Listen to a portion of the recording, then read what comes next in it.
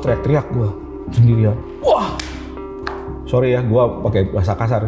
Anjing, gue tersesat nih. Wah, udah gue mati. Gue teriak-teriak, tolong, ada orang nggak? Tolong. Ya percuma lah, itu hutan rimba kok. Ada pohon tumbang di situ, di bekasnya itu ada air. Gue gembira dong, saking gembiranya gue langsung minum tuh kayak binatang gitu kan, kayak anjing loh gue. Langsung tidak begini lagi, langsung. Dan gue merasa aneh, rasanya busuk. Wah, ini jangan-jangan binatang mati gitu. Pas gue lihat, belatung. Lo minum air yang ada belatungnya? Betul. Akhirnya gue cabut dengan kasar aja, dengan cepet aja. Gituin sama gitu, dan darah keluar. Gue kaget lihat darah gue begitu banyak gitu ya, kayak air mancur gitu dari hidung tuh. Sambil berkunang-kunang karena mungkin keluar banyak darah, berkunang-kunang terus darah di sini. Gue gini, plak, pingsan gue. Nggak ingat apa-apa.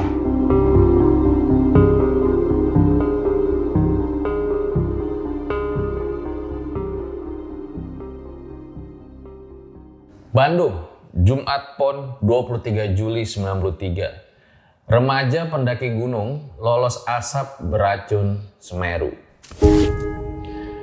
Pada saat itu, Hendy merasakan bau gas beracun dan berlari turun menyelamatkan diri. Karena kakinya dirasa lemas, akhirnya Hendy menggunakan pantat dan tangannya turun ke bawah.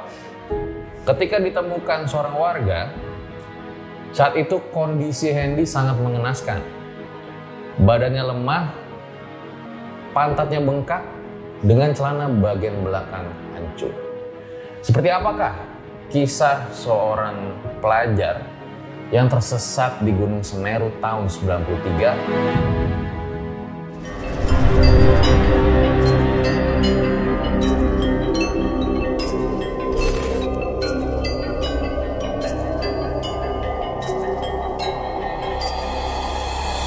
Nah, hari ini gue kedatangan Bang Hendy Jo. Halo Bang Hendy Jo. Halo Jar. Makasih udah mau bercerita di RJL ya. Sama-sama. Saat itu solo hiking ke Gunung Semeru tahun 93. Betul.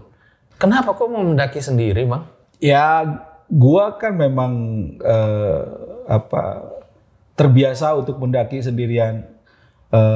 Waktu itu yang pendakian itu juga gua tidak pernah sekali ya. Gua ketika ke Semeru itu adalah untuk ke-15 kali. Setelah gua mendaki gunung di Jawa, di Pulau Jawa. Tapi ke Semeru tetap pertama? Pertama pada saat itu. Dan apa sih bedanya gitu ya mendaki zaman Orde Baru tahun 93 di Gunung Semeru ya, sama sekarang itu bedanya apa sih? Ya tentu saja kalau dilihat dari sisi alam ya, dulu masih asri tentu saja. Dan orang mendaki gunung pada saat itu merupakan sebuah hobi yang sangat eksklusif gitu. Tidak banyak orang yang mendaki gunung pada saat itu. Jadi bisa dihitung dengan jari. Tidak seperti sekarang kan, orang rame-rame ke gunung sampai antri kan, ke gunung gede aja orang sampai seperti antri beras gitu. Tapi kalau dulu itu orang pergi ke gunung itu harus berpikir 50 kali. Karena lu ngapain ngedeketin bahaya gitu. Nah, namanya gunung juga pada saat itu kan tidak bisa diprediksi situasinya, cuacanya, dan keadaannya. Makanya kebanyakan orang tua para pendaki gunung itu sebenarnya tidak setuju anaknya naik gunung gitu. Awal tersesat itu di mana Bang selama 4 hari 3 malam itu? Awalnya ketika gua tuh naik ke gunung Semeru dari Arcopodo sampai ke puncak gunung sekitar 752 dan gua asik gitu ya untuk foto-foto, sedangkan gua udah diperingatkan dari bawah itu oleh petugas di bawah bahwa lu jangan naik ke Gunung Semeru itu melebihi jam 10 karena jam 10 itu H2S asam sulfat udah naik. Kalau lu kecium lu akan mati kayak sehoki gitu. Ya udah, gua patokan sama otak gua tuh. Wah, ya udah jangan sampai jam 10. Tapi satu karena gua kesenangan atau karena gua keasikan di puncak itu, tidak terasa waktu sudah menunjukkan hampir jam 10. Gua jam 10 kurang seperempat masih di puncak tuh. Dan ketika gua melihat di kanan kiri gua udah nggak ada orang. Dari situlah gua panik. gue lari gitu. Lari sampai jatuh-jatuh tuh gue tuh lari tuh. Karena gue nggak mau mencium bau asam sulfat itu. Seperti itu. Jangan-jangan lu masuk Blink 75 itu? Bisa jadi. Karena dulu belum ada istilah Blink 75 itu ya. Tapi yang gue ingat itu kalau orang mau naik Gunung Semeru dan tidak mau tersesat, lu harus patokannya adalah Comoro Tunggal. Jadi ada sebuah pohon cemara besar antara batas vegetasi Arcopodo dengan puncak Mahameru yang itu menjadi patokan para pendaki kalau misalnya itu ada di jalur yang benar. Katanya sekarang udah nggak ada, udah tumbang katanya. Ini dan banyak dokumentasi foto dan juga artikel berita di zaman itu ya. Boleh lagi nggak Bang? Artikel sama foto-fotonya. Banyak sebenarnya. Ini ada, sebenarnya gua punya berapa ya, tapi gua bawa 5 aja yang mungkin masih relevan ya. Ini gua clipping karena gue pikir ini akan berguna nanti buat diri gue, minimal buat cucu dan anak gue lah. Wah, kalau inget amplop coklat, inget film Sidul ya, lagi ngelamar kerja. Sekarang ngelamar kerja masih pakai amplop coklat nggak sih? Jadul. Udah jadul. Ini guys, ini berita-beritanya ya. Bang Hendy hilang di Gunung Semeru ya. Dan ini foto-fotonya ya. Ya ini foto-foto gua. Ini foto gua waktu pertama kali menemukan orang desa. Ditemukan oleh suku Tengger ya. Bukan suku Tengger, orang Ampel Gading gitu ya. Tapi ada campuran orang Tengger di situ. Oke. Ini gua waktu di puncak. Wow. Beberapa saat sebelum gua lari ke bawah. Oke Bang, langsung aja kali ya. Kita mulai bagaimana cara Bang Hendy bertahan selama sendirian 4 hari di Gunung Semeru. Dan sebelum itu kalau kalian pengen kirim cerita ya, bisa buat ke sini, nanti akan dibalas sama adminnya. Siapa tahu bisa diundang juga ke podcast. Langsung kita mulai. Berikut adalah ceritanya.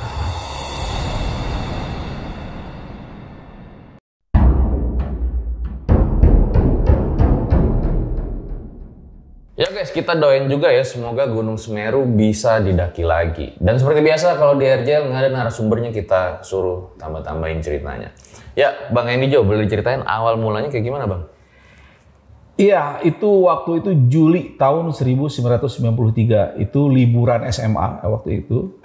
Gua dan teman gua itu udah ada rencana ingin melakukan pendakian ke Semeru itu sejak jauh sebelum liburan. Jadi ada teman akrab gua namanya Ogi sama Rahmat itu bersepakat dengan gua, nanti kalau liburan kita berangkat ke Semeru. Oke, gua bilang fix. Pas hari H-nya gua ingat itu tanggal 14 Juli tahun 1953, gua dengan PD-nya bawa carrier langsung ke rumahnya Rahmat pada waktu itu. Ayo kita berangkat, gua bilang itu pagi-pagi ya.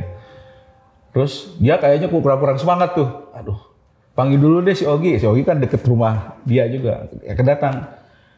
Hen, kayaknya gue nggak jadi deh. Gue langsung gondok banget gue. Lu nggak jadi? Terus gimana? Lu berdua aja sama gue? Ah kalau si Ogi gue nggak mau, gue juga nggak mau. Anjing lu, gue bilang. Aduh. Ya udah, lu pikir gue akan ikut lu juga? Gue akan pergi sendirian, gue bilang. Gue pergi sendirian dong. Iya kan?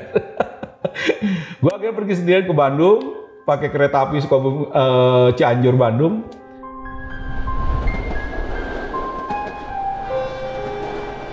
Sampai di Bandung, gue nginep di rumah teman gue di Bandung. Terus besoknya subuh-subuh baru berangkat dari stasiun Bandung ke Surabaya, ke Gubeng.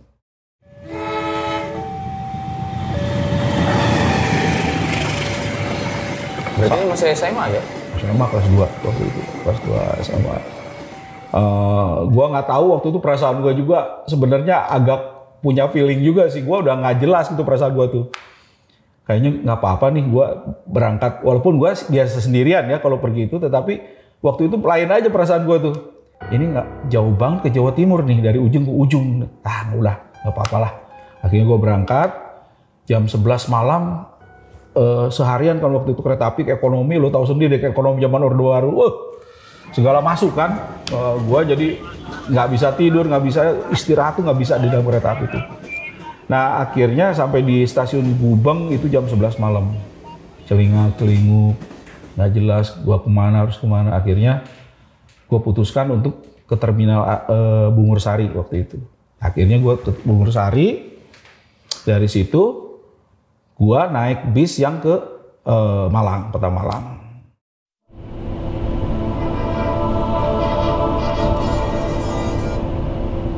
Duduklah di depan gue, di bagian depan dekat supir. Itu di sebelah gue di sebelah kiri ke jendela, karena gue seneng deket jendela kalau kemana pesawat atau di mobil tuh gue pingin lihat pemandangan gitu. Sebelah gue duduk orang tua, setengah bayar lah. Ya akhirnya setelah diam-diaman bareng sebentar, akhirnya nanya juga kan. Gue nanya sebagai orang muda, Pak mau ke Malang Pak? Ya ngobrol-ngobrol, dia nanya tujuan gue bilang gue mau naik gunung ke Semeru. Hah? Semeru? Kaget. Kamu sendirian? Iya Pak, sendirian Pak. Kamu nyari apa sih? Kamu ke Gunung Semeru tuh serem loh. Kamu tuh cari mati kalau datang ke sana. Gue diam aja. Ya tapi Pak, saya udah biasa kok naik gunung. Ya tapi tidak sendirian. Kamu tuh salah kalau sendirian ke sana. Wah, kamu nih kalau sendirian ke Semeru jangan sendirian deh. Lebih baik kamu ada teman. Ya saya datangnya sendirian, mau gimana lagi? Toh saya ini untuk ke-15 kali saya bilang naik gunung. Saya jadi sebelum-sebelumnya saya pernah naik gunung juga, gunung-gunung lain di Jawa, saya bilang gitu. Ya tapi Semeru ini jangan dianggap sepele deh, katanya gitu. Ini di sini apalagi kamu ganjil. Orang Jawa ternyata nggak suka yang ganjil-ganjil gitu kalau terkait dengan naik gunung gitu ya. Kamu lagian satu orang. Dalam hati gue, oh mungkin ganjil. Gue udah sempet pikir kenapa harus ganjil gitu. Udah pikir, oh kalau ada apa-apa mungkin tidak bisa dikonfirmasi atau tidak bisa ada yang nolong kalau ganjil ya, gue sendirian. Tapi ini 3, 5 juga nggak boleh gitu kan. Ya gue denger aja dia ngomong di sana itu ada sejenis makhluk gitu ya, yang dia bilang, gue lupa istilah Jawanya itu apa, tapi dia bilang, lu jangan bangunin macan tidur. Kalau misalnya lu datang ke situ, lu hanya ingin main-main gitu. Ya tapi gue waktu itu gue merasa itu hal yang biasa gitu gue dengar, karena setiap gunung yang gue pernah daki pasti ada hal-hal seperti itu, cerita-cerita orang-orang. Tapi ya gue aman-aman aja, karena pada waktu itu gue pun tidak pernah berpikir akan ngapa-ngapain ke gunung selain ingin naik gunung dan menikmati pemandangannya. Ya udah gue naik, gue cerita akhirnya sampai ke sekitar jam 1:30 lah, nyampe ke terminal Arjosari waktu itu di Malang, bis ya, di terminal bis.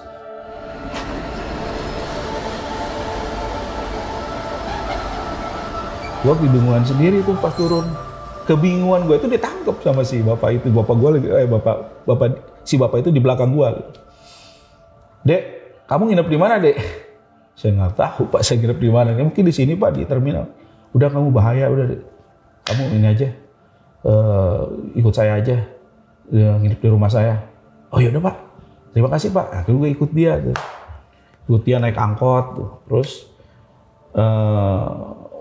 tidur di rumah dia. Sangat sederhana rumahnya itu. Ternyata dia itu seorang pedagang di pasar gitu.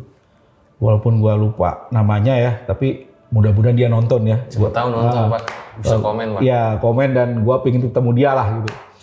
Nah, berarti dari tahun 90-an itu mitos-mitos di gunung tuh juga sudah kerap ada ya? Iya, orang Jawa dia pasti tahu. Dan lu tahu nggak, itu kan udah jam 2, jam 2:30. Gue sebenarnya pengen tidur ketika sampai rumah tuh. Gue diceramahin lagi sama dia. Ceramahin lagi. Lu tahu nggak di sana tuh serem. Wow. Serem itu sering diiniin. Gue bilang, kenapa sih orang ini, ada apa sih kok nakut-nakutin gue gitu.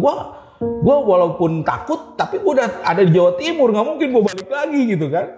Ya gue denger aja, gue hormatin dia gitu. Akhirnya ya udah, akhirnya tidur. Dan pagi-pagi jam 6 gue bangun, mereka masih tidur gitu ya. Ada temannya kan di situ tidur, gue cuci muka aja, langsung gue, Pak, saya pamit Pak, saya mau langsung ke Gunung Semeru. Kamu udah gini-gini tuh. Kamu bener ini mau nerusin Gunung Semeru? Ya Pak, terima kasih ya Pak ya. Gua nggak mau lagi denger dia ngomong. Gua udah, Assalamualaikum, Waalaikumsalam. Gua jalan kaki terus naik angkot ke Arjosari. di Terminal Malang dan ketemu dengan kawan-kawan Siklus ITS. Di sana mereka lagi makan, gue inget lagi makan nasi rawon di terminal gitu ya. Gue sosok akrab aja karena gue pengen ada temen juga. Mas, mau kemana mas? Mau ke Semeru? Iya, saya mau ke Semeru. Kalau ke Semeru pakai izin nggak? Harus pakai izin. Wah, mati dong gue. Izin ini yang gue nggak punya gitu kan. Karena gue nggak berpikir dari Cianjur ke Malang itu, gue pikir akan langsung izin itu ada di tempat gitu. Ternyata harus diurus. Harus diurus ke Dinas Perhutani Malang waktu itu. Akhirnya gue agak merajuk sama dia, maksudnya bujuk dia, Mas, aku ini sendirian dari Cianjur, Mas, mohonlah aku digabungkan aja dengan teman-teman ITS. Oh boleh, langsung aja. Akhirnya gue diajak ke Dinas Perhutani, gue masukin di situ gitu kan. Waktu itu pakai kartu siswa ya, dikasih kartu siswa. Kita berangkat dari situ pakai mobil kecil ke pasar, ke daerah namanya Tumpang. Di pasar Tumpang itu kita mulai lagi untuk ngecek apa yang perlu dibawa segala macam. Ternyata gue nggak bawa senter, gue lupa bawa senter. Akhirnya gue beli senter di situ, senter yang sangat sederhana, yang harganya gue inget Rp250 waktu itu. Jadi senternya itu isinya itu batu baterainya 2 gitu, 2 yang kecil-kecil itu, kotak segini, warnanya hijau. Pas ini pasti mah nggak bakalan kuat gitu kan, buat mata doang kayaknya. Ya akhirnya gue mau gimana lagi, duit gue terbatas. Gue waktu itu cuma bawa duit sekitar 60.000 kan, 60.000 kayak 600.000 lah kalau sekarang gitu ya. Ya udah, gue harus hemat-hemat, beli baterai aja, beli makanan segala macam, naik jeep dari Tumpang itu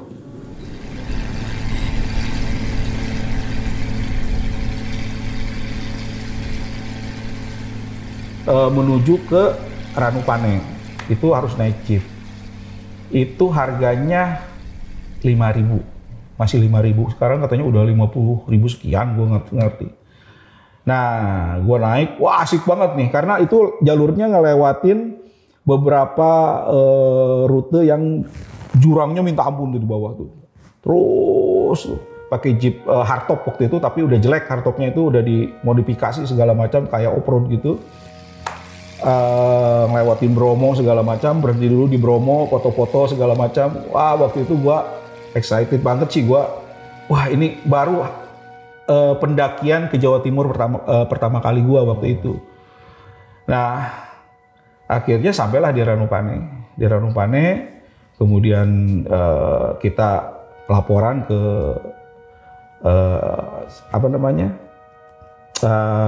Kuncen. Oh, Kuncen. Ke Kuncen kita harus lapor. Pak Tuki mana namanya, siapa ya? Lupa lagi gua. Ke Kuncen, terus ke pos juga. Jadi harus ke Kuncen dulu. Gitu. Ke Kuncen bahasa Jawa lah, gua nggak ngerti. Bilang apa? Ya hati-hatilah kayak gitu. Kamu jangan kalau bisa terus bareng segala macam. Nah waktu itu yang menghadap itu kan orang ITS ya, yang menghadap itu. Gua waktu itu di luar. Gitu. Ya udah, akhirnya nginap di situ Ranupane, nginap di Ranupane semalam. Dingin banget, tuh gila dingin banget. Ranupane dan begini. Jadi orang-orang yang mendaki gunung itu bisa dihitung dengan jari lah waktu itu, mungkin ada sekitar 20-an gitu ya, rombongan dari Bandung 3 orang, 4 orang gitu, dari Jogja sekian. Gua lihat orang tuh jarang-jarang di sana itu. Terus waktu itu kita juga bisa menempati satu pos di sana untuk dijadikan base camp untuk sebelum kita naik. Ya udah, akhirnya kita nginep di situ. Besoknya jam 8.15 kita berangkat. Pagi-pagi kita berangkat.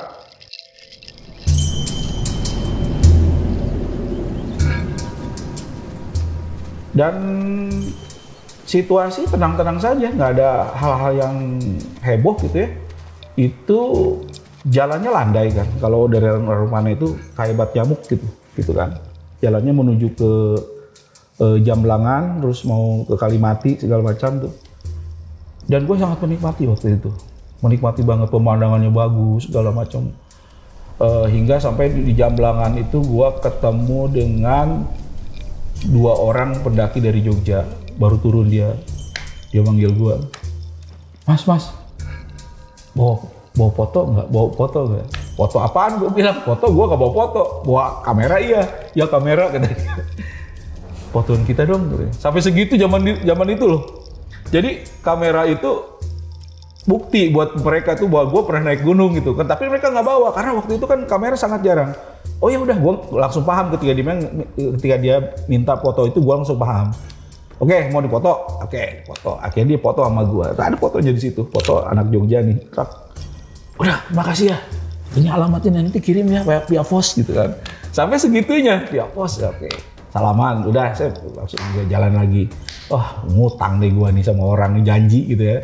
Berarti buat tustel loh bang? Buat tustel gue kecil gitu kan, Fuji atau apa gitu ya. Isinya 36, udah isi sejak Cianjur tuh udah gue isi. Nah akhirnya teman-teman yang di belakang, jadi gue harus ceritakan bahwa ketika jalan itu awalnya bareng, tapi ternyata karena mungkin bawa cewek ya, ada ceweknya di situ, terbatas gitu ininya, berhenti. Gue kan nggak bisa berhenti terus gitu. Akhirnya gue bilang, gue izin, Mbak, Mas, saya duluan aja ya Mas ya. Oh ya silakan aja. Nah, gue sampai duluan, kemudian ke Arcopodo. Itu batas vegetasi ya. Jam berapa itu bang?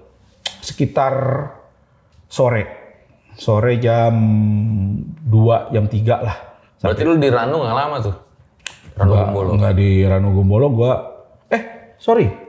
Ranu Gombolo. Iya, di Ranu Gombolo, tapi gue nggak lama di Ranu Gombolo. Iya benar, gue nggak lama, cuma di situ tuh istirahat dulu, makan, minum, masak gitu ya. Udah gitu cabut lagi. Tadinya mau nginep, tadinya bersikeras pengen nginep karena wah betah banget gue di situ, kayak mungkin kalau kita pernah lihat surga mungkin begitu kali ya, gue juga nggak tahu. Tahun 93 gimana tuh Ranu bang? Wah mantap banget. Dulu itu gue nggak ngerti apakah hari ini masih ada belibis. Dulu ada belibisnya. Belibis itu jumlahnya selalu sama, katanya 12 katanya. Terus itu gue lihat, dan itu tidak boleh diambil tentunya, tidak boleh diburu, tapi ikannya boleh gitu kan. Belibisnya tuh terbang, hinggap lagi terus kabut itu sudah pastilah ada.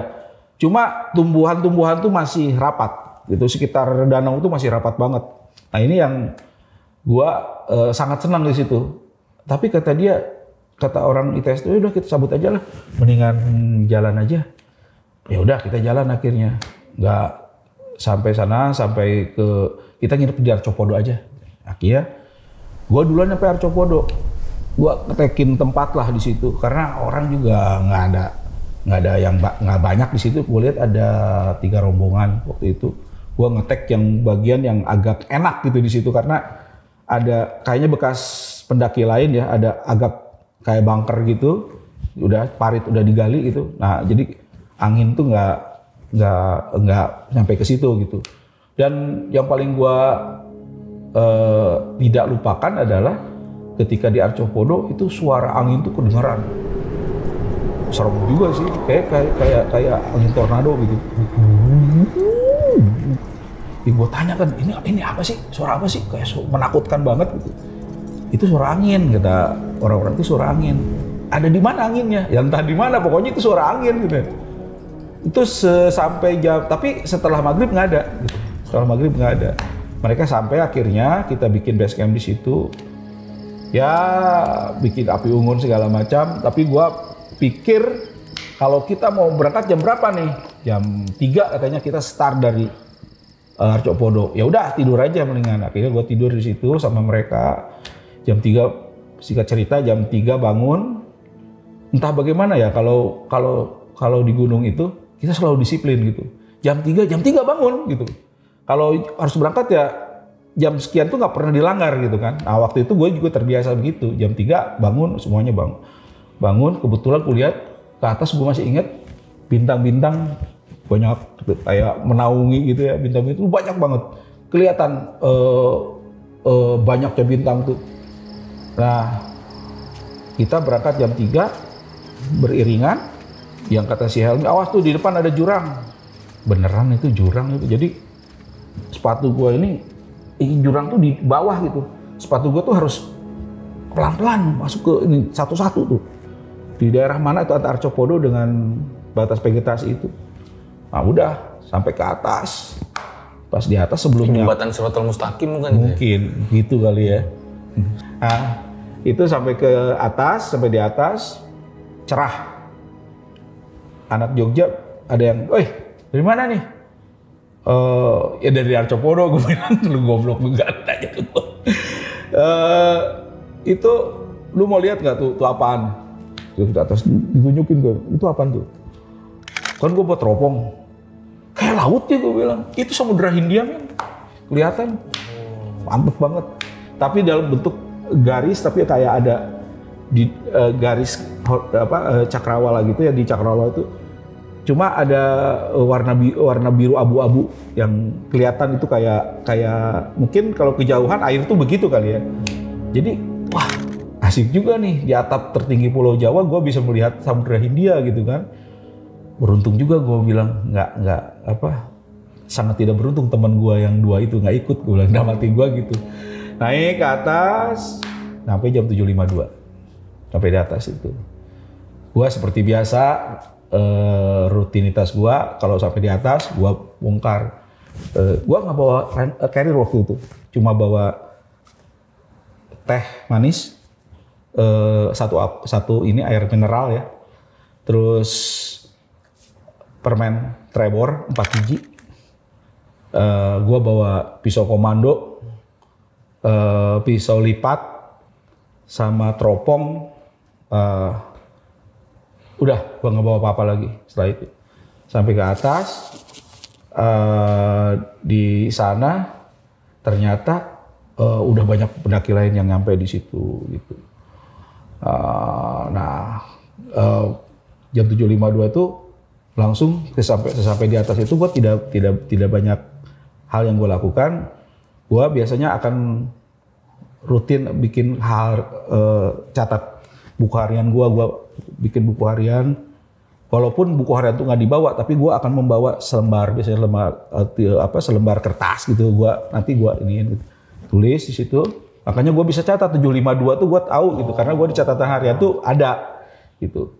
Nah akhirnya di sana kita keliling-keliling lihat sampai ini foto-foto, kenalan dengan teman-teman.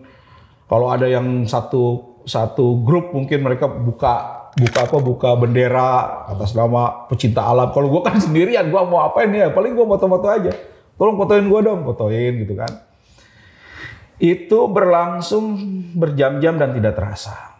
Karena saking asiknya dengan dunia di atas itu. Lu bayangin kita ada di atap tertinggi Pulau Jawa.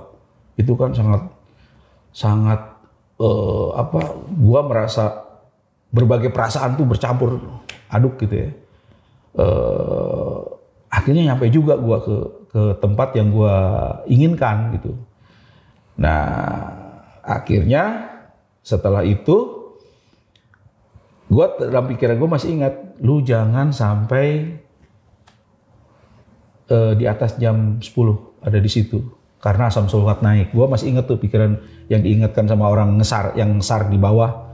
Lu jangan ini nih, asam sulfat nanti naik jam 10. Gua simpen dalam otak gua karena itu masalah keselamatan kan. Ya udah.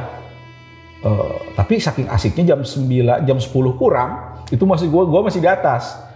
Dan ketika gua tengok gitu, orang-orang sudah nggak ada. Sedangkan temen gua yang dari ITS itu juga sudah turun karena alasannya dia mual, dan yang perempuan-perempuan juga nggak bisa meneruskan perjalanan, katanya mereka turun lagi. Jadi relatif rombongan ITS itu yang nyampe cuma 2 orang ke atas itu, Dedi sama Helmi. Dedi juga pingin cepat turun, Helmi udah muntah-muntah depan gua, ya udah turun juga gitu. Akhirnya gua dulu nih, lu masih banyak teman kan di sini. Ternyata oke deh, nggak apa-apa. Ternyata ketika gua lihat-lihat karena asik main foto gitu, main kamera, kok udah nggak ada orang. Di sekitar gue udah nggak ada orang. Apakah orang itu mungkin sembunyi kemana itu atau dipisah-pisah, tapi udah nggak ada orang. Tapi waktu itu memang udah mendekati jam 10. Berarti di puncak tinggal sendirian? Mungkin, gua nggak mau mengatakan gua sendirian, tetapi Waktu itu gue nggak ngelihat orang gitu. Oke. Nah, gue ngelihat orang, itu panik mulai. Gue panik karena gue inget asam sulfat. Kalau kecium pasti gue mati gitu kan. Akhirnya, wah udah gue turun aja deh. Gue turun, pertama kali gue jalan. Tapi lama-lama rasa panik muncul ini, gue lari. Gue lari. Makanya kalau badan gue sekarang kayak begini mungkin menggelinding ya. Tapi waktu itu kan gue 58 kilo, ya gue lari aja. Tapi gue gak apa-apa. Bukan bisa nyerosot gitu Bang? Gue jatuh. Gedebuk terus nyerosot, seret gitu.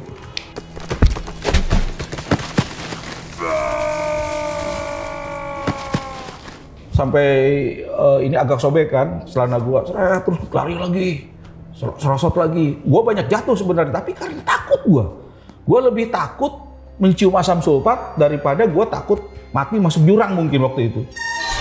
Nah, itu berlangsung hampir setengah jam, tapi akhirnya gue bisa nenangin diri, gue jalan. Tetap jalan.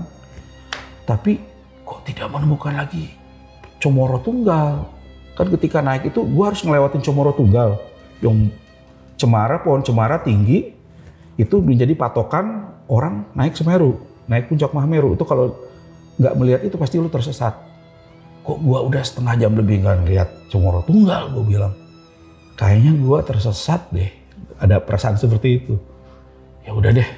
Akhirnya gua terusin, kalau gua naik lagi gua harus berhadapan sama asam sulfat. Gua nggak mau konyol, gua bilang. Kalau gua turun, pasti gua tersesat. Gua lebih baik tersesat aja deh. Daripada gua harus naik lagi ke atas. Tadinya gua mau naik ke atas. Mungkin nemuin pendaki lain, tapi mustahil gue bilang jam 10 udah lebih kan waktu itu. Akhirnya gue turun, dan turun tuh ketika turun gue sambil nyerosot karena udah tidak menemukan jalur lagi.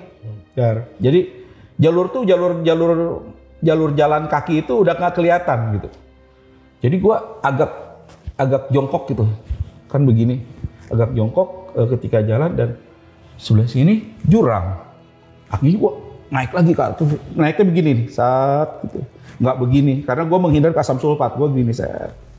Terus sampailah gue akhirnya di batas vegetasi, itu jam 1 lah, 1 siang ya. Ya waktu itu jam 1 baru gue mencapai batas vegetasi. Tapi batas vegetasi yang lain, bukan yang pertama ya. Jadi kan batas vegetasi itu kan begini kan, setengah lingkaran mungkin. Saat gitu. Ini yang batas vegetasi gua yang naik, ini batas vegetasi yang lain gitu yang di sini. Jadi gua yang di arah kiri.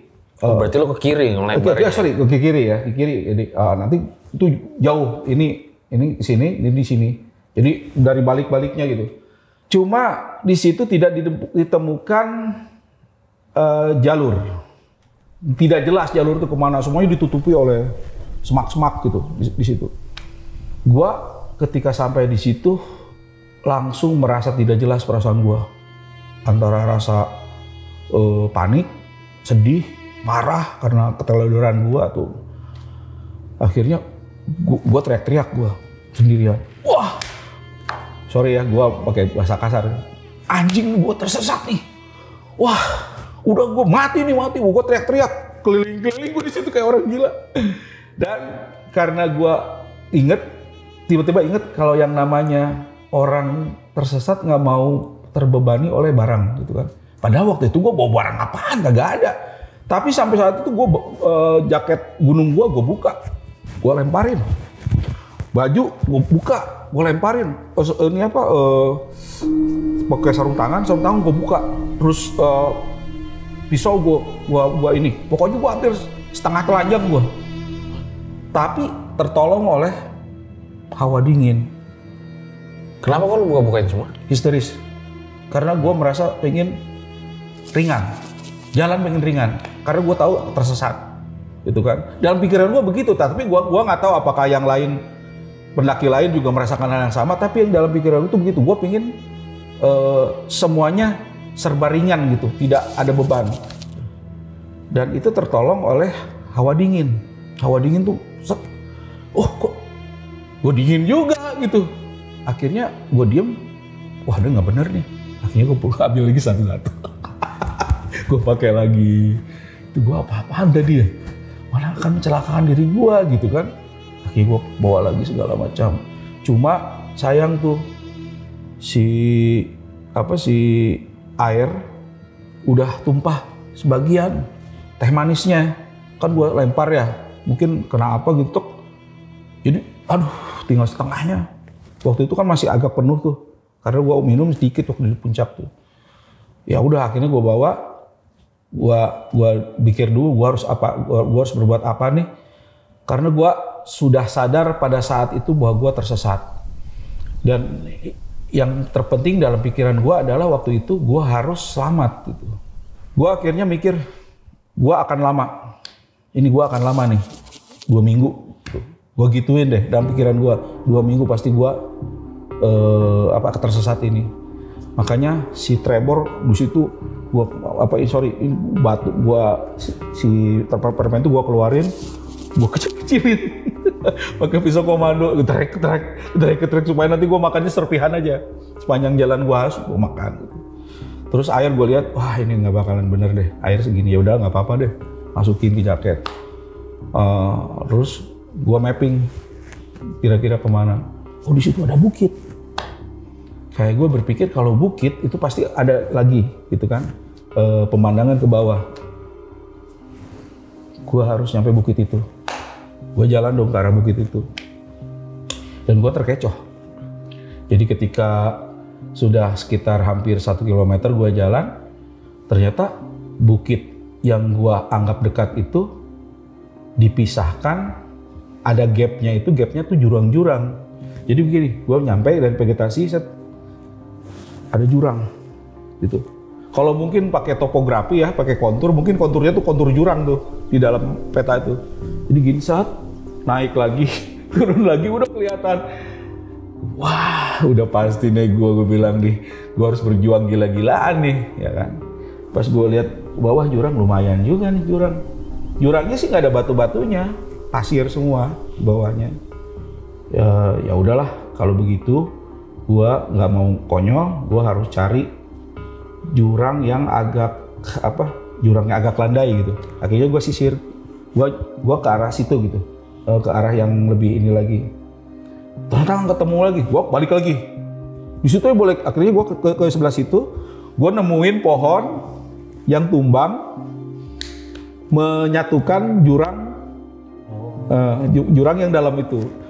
Jurangnya sih paling sekitar 12-15 meter, lumayan ya, 12-15 meter, tapi gua lihat nggak ada batunya kecil-kecil gitu, pasir gunung lah. Dan kalau gua waktu biasa mungkin gua nggak berani, akhirnya gua putuskan, gua pakai duduk, aduh anjing, itu lama banget tahu nggak lo, sampai sana tuh kayaknya ada 5 hari gitu kalau pikiran gua. Tapi akhirnya nyampe juga dia dengan gemeteran tuh gemeteran karena gua takut jatuh. Udah nyampe, diam dulu situ minum dikit, kan ini kan kering, karena kering mungkin takut atau apa itu perasaan, minum dikit, jalan sekitar ada 300 meter, ada jurang lagi. Sampai kapan gue begini, itu bukit di situ padahal sasaran gue bukit gitu. Akhirnya gue lihat ada yang lebih landai, gue turun, akhirnya gue turunin, cari yang landai, itu yang bikin lama, naik lagi. Itu sampai ke jurang keempat atau jurang kelima ya gue lupa. Gue merasa patah harapan gitu. Artinya patah harapan itu gue sudah matilah, mau gimana lagi. Dan gue tidak lagi memikirkan cara terbaik untuk selamat, tapi cara ingin cepat sampai aja. Yang efektif caranya pre-climbing lah. Jadi gue lihat di pinggir-pinggir itu masih ada akar-akar kan, pohonnya akar-akar. Gue pikir gue masih bisa pakai tangan untuk megang akar, terus gue turun dengan pre-climbing gitu. Ya udah, hati-hati gue. Awalnya oke, karena gue nggak bawa beban kan, oke, tek. Tapi di satu kesempatan mungkin di tengah-tengah, gue injekan si tanah itu merudul gitu. Itu kan kaget. Gua pas kaget tumpuan badan tuh kan jadi berat kan. Putus satu akar, truk. Gua begini, truk. Putus juga. Dan gua melayang dong. Itu mungkin beberapa per detik gua pikir gua akan mati. Ya udahlah, mati aja. Gebuk. Dan yang tahu tuh pasir aja, pasir gitu kayak debu gitu ya, debu ya. Gua diem terus, batu kan masuk ke dalam. Gua masih hidup gitu.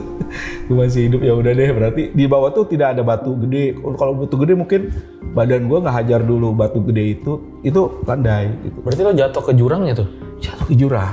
Itu gue jatuh ke jurang. Jadi dari atas gue jatuh ke jurang, gue merasa kesakitan memang. Karena lah, walaupun landai ya, tapi kan namanya jatuh dari ketinggian 5 meter atau ya 6 meter ya kerasa juga. Tapi ya udahlah, aku gue diam dulu di situ sebentar, minum lagi dikit. Gitu. Karena ini kan nggak bisa teriak lagi gitu. Gue jujur, awal-awal gue teriak-teriak, tolong. Ada orang nggak? Tolong. Ya percuma lah, itu hutan rimba kok. Gue juga tahu, tapi gue coba aja gitu. Dan pada saat itu gue nggak bisa lagi teriak karena udah haus, udah kemasukan debu, udah apalah. Terus minum air gula itu alih-alih membuat rasa haus hilang, yang ada kan pengen nambah minum. Ya udah, akhirnya gue cari lagi yang landai. Akhirnya itu berlangsung sampai sore. Begitu naik turun jurang tuh sampai ke bukit itu sekitar 5:30.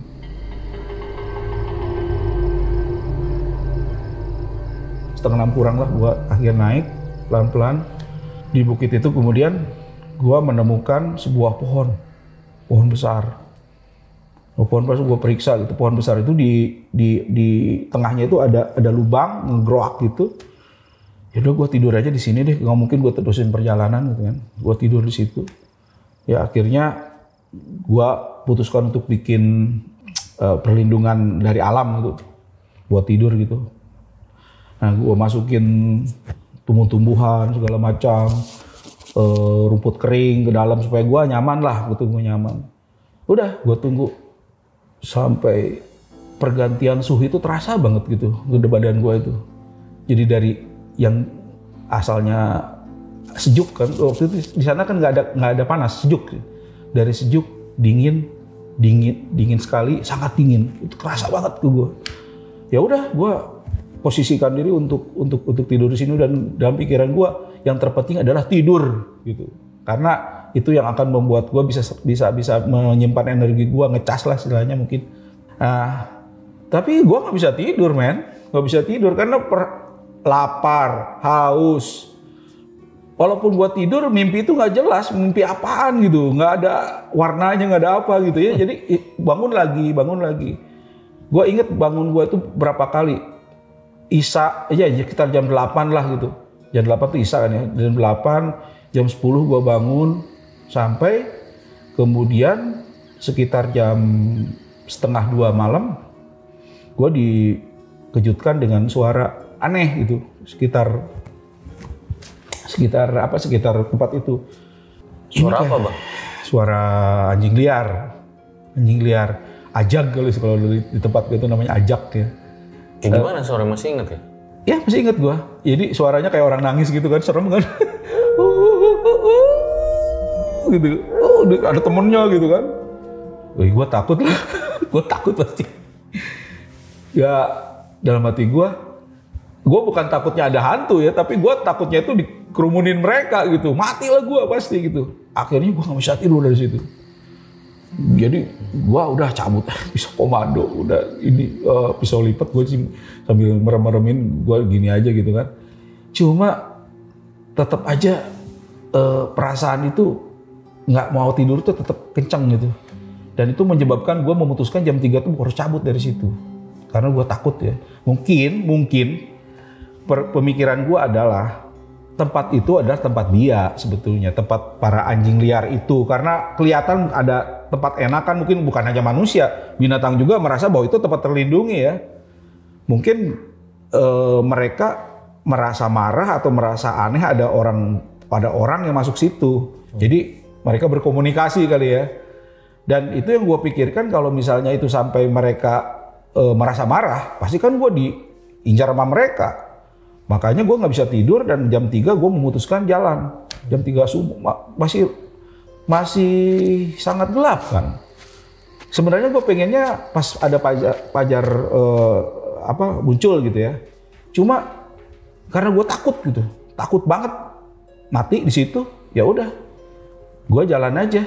Jalannya pun sambil nggak jelas juga karena gelap gulita kan di depan. Center itu tidak nyampe gitu. Sampai pada suatu situasi gue ada di kemiringan. Gue tahu karena kerasalah kemiringan tuh. Dan gue curiga di bawah tuh jurang gitu. Gue pikir ini harus gue cek gitu, gimana caranya. Nah, gue inget di film-film kan kalau ngecek tuh pakai batu kan ya. Akhirnya gue cari batu, aku dapat kerikil juga tuh. Gua lempar tuh si batu tuh. Kan waktu itu hening ya, hening itu kan nggak kedengaran apa-apa gitu. Pluk gitu, lama jurang, dalam hati gue, jurang ini. Gua nggak bisa lewat situ. Walaupun mungkin ada air, tapi gua nggak mau masuk situ hanya buang-buang waktu untuk cari air gitu. Gua memerlukan air, tapi gua nggak mau konyol gitu kan. Nah akhirnya gua melipir lagi, nggak ke situ, gua melipir lagi ke kanan. Gitu nyari lagi. Sampai kemudian bisa turun, kelihatan pajar bisa turun, ada ya udah mulai inilah kelihatan matahari. Dan gua melihat ada pohon tumbang di situ, di bekasnya itu ada air. Ada air, mungkin air apa, gua nggak ngerti, air hujan atau apa, air yang tidak mengalir lah. Oh, gua gembira dong, saking gembiranya gua langsung minum tuh kayak binatang gitu kan, kayak anjing loh gua, langsung tidak begini lagi, langsung. Dan gua merasa aneh, rasanya busuk, rasanya busuk. Wah, ini jangan-jangan binatang mati gitu. Pas gua lihat belatung. Di dalamnya itu ada belatung-belatung gitu kayak apa, binatang banyak banget, cacing atau apa nggak tahu ya di dalam itu. Lo minum air yang ada belatungnya? Betul. Ya bener, seperti itu. Rasanya busuk, aneh aja busuk gitu ya. Pahit sih enggak, tapi busuk gitu, air kecium. Tapi mana peduli gua minum aja kan. Tapi gua nggak mau nyoba lagi setelah tahu itu. Udah, lebih baik gua cari yang lain deh, gua bilang. Akhirnya tadinya gua mau masukin ke campurin ke air mineral itu ya, ke yang ada teh manis tuh. Tapi udah enggak lah. Akhirnya gue turun sampai siang gitu kan.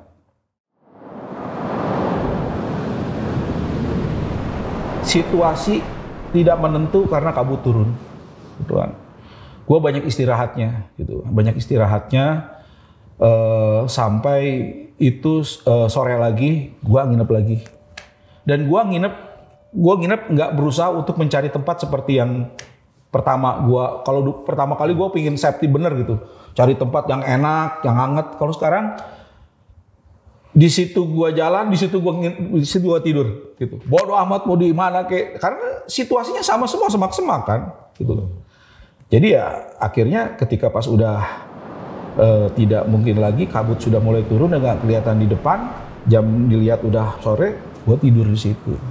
Gue usahakan untuk rumput-rumput gue tumpukin ke dua supaya gue anget lah ini. Dan lecet tuh nggak terasa lagi, lecet tuh udah nggak dirasa. Gue udah berdarah-darah, tapi ya gimana lah. Di malam kedua apa yang lu pikirin, Bang? Gue pingin pulang, pingin balik. Jadi gue perasaan sentimental gue muncul gitu.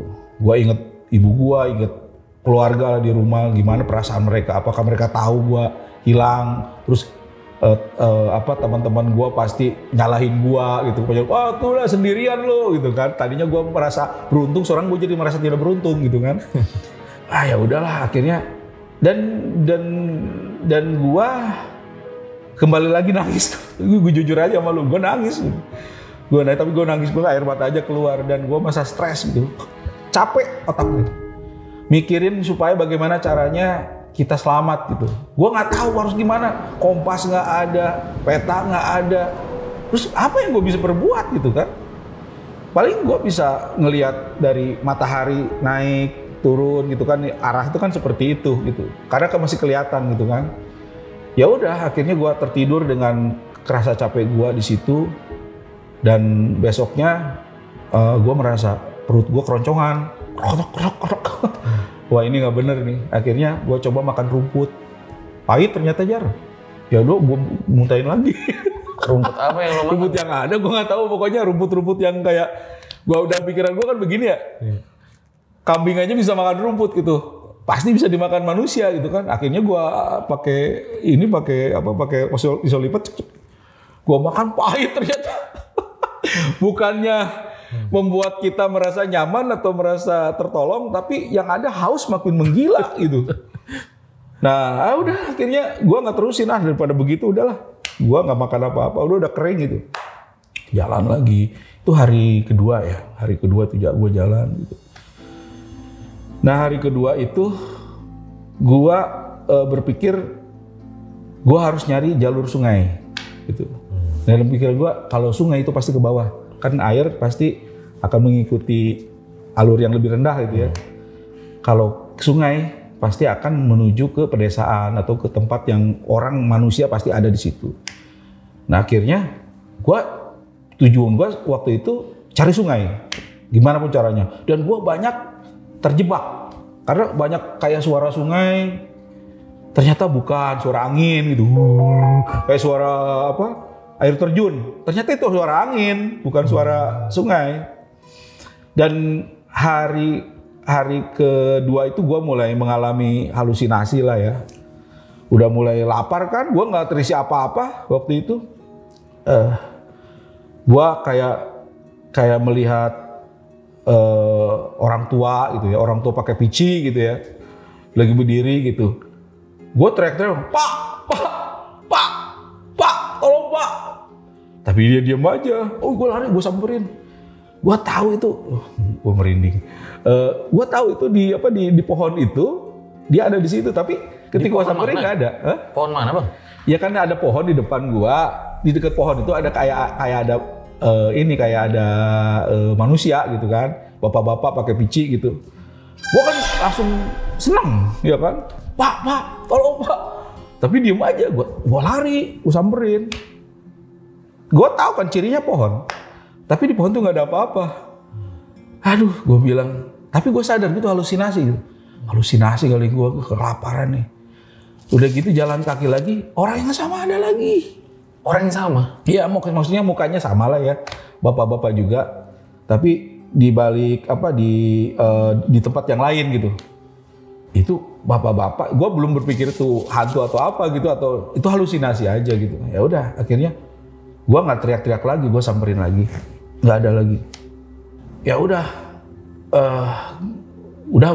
gue mulai berpikir yang bukan-bukan tuh waktu itu. Tapi kan gue dasarnya memang kan tidak begitu percaya begitu waktu itu ya. Bagi gue itu tidak logis lah kayak gitu-gitu. Mikir bukan-bukan tuh gimana maksudnya? Iya hantu lah. Gue tuh nggak percaya hantu gitu. Jadi kalau gue dalam berpikir kalau gue percaya hantu, gue pasti udah mati gitu kan. Karena gue pasti keliling hantu gitu sepanjang naik gunung itu kan. Tapi ya pas ketiga gue lihat lagi dia ada di atas bukit gitu yang balik lagi ke arah mana, ke arah puncak gitu ya. Gue cuekin aja gue cuekin aja. Gue nggak lagi berusaha untuk manggil dia lagi atau bodoh deh lu mau hantu mau apa. Gue lewatin aja gitu. Gue lewatin aja.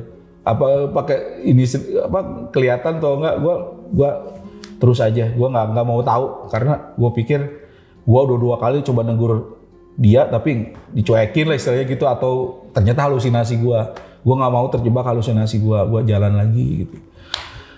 Sampailah gue di sebuah tempat yang tinggi gini nih, tinggi gitu ya, tinggi di bawah jurang. Gue merasa bahwa itu jalur lahar dan pasti ada sungai gitu. Gue harus ke situ. Mas, gue harus harus turun lagi ke bawah, terus gue harus ngelambung ke sini, capek kan gitu kan. Akhirnya di situ tuh kebetulan ini tebing, ini ada pohonnya tinggi. Nah ini melewati tebing yang ini gue mungkin jaraknya sekitar 1-2 meter lah. Itu satu dari tebing ke ini 1-2 meter ke situ. gue berpikir gue naik pohon itu aja, gue loncat aja ke pohon itu, terus gue ini. Tapi ternyata di situ ada sejenis tali Tarzan itu ya, akar-akar tali yang seperti tali itu ngerumbai gitu saking tuanya. Udah naik ini aja dah, gitu. Naik, gue akan coba ambil itu, dan gue turun pakai itu. Daripada gue harus nggak jelas kemana gitu, motong jalan kemana. Itu sekitar 12-15 meter ke bawah itu. Gue periksa ke bawah, ada batu-batu sih, tapi semak-semak kebanyakannya gitu. Ya udah, akhirnya gue ke belakang dulu, ancang-ancang, gue loncat sambil teriak, wah! Karena gue pikir kalau gue teriak gue akan mati gitu tuh. Pokoknya menghilangkan rasa takut. Langsung gue ambil itu, keambil, plak keambil. Pas turun bisa gitu ya, ini kuat nih, turun. Ternyata di tengah-tengah si talinya itu putus, nggak ada.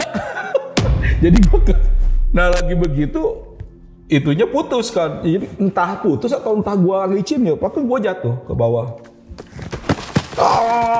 Gebuk masuk ke semak-semak. Dan nggak ada masalah ke semak-semak, gua nggak selamat lah istilahnya, bab. Gua menghela napas, pas gua begini ada ranting yang ada duri-durinya itu loh, itunya itu itu masuk ke dalam hidung gua. Itu gua merasa dijorokin tuh bener-bener. Gua kaget kan, aduh gila juga gua bilang nih. Masuknya sih nggak kerasa, ini harus nyabutnya ini gitu kan. Ya tapi kok gua harus nyelurusin perjalanan ini untuk tetap hidup kan. Kalau gua cabut pelan-pelan dan sakit kan nggak enak gitu ya. Akhirnya gue cabut dengan kasar aja, dengan cepet aja, gituin sama gitu, dan darah keluar. Itu gue kaget lihat darah gue begitu banyak gitu ya, kayak air mancur gitu, gitu dari hidung tuh. Mungkin ada yang pecah di dalam atau apa, gue nggak ngerti. Itu gue agak sambil berkunang-kunang karena mungkin keluar banyak darah, berkunang-kunang terus darah di sini. Gue gini, plak, pingsan gue, nggak inget apa-apa.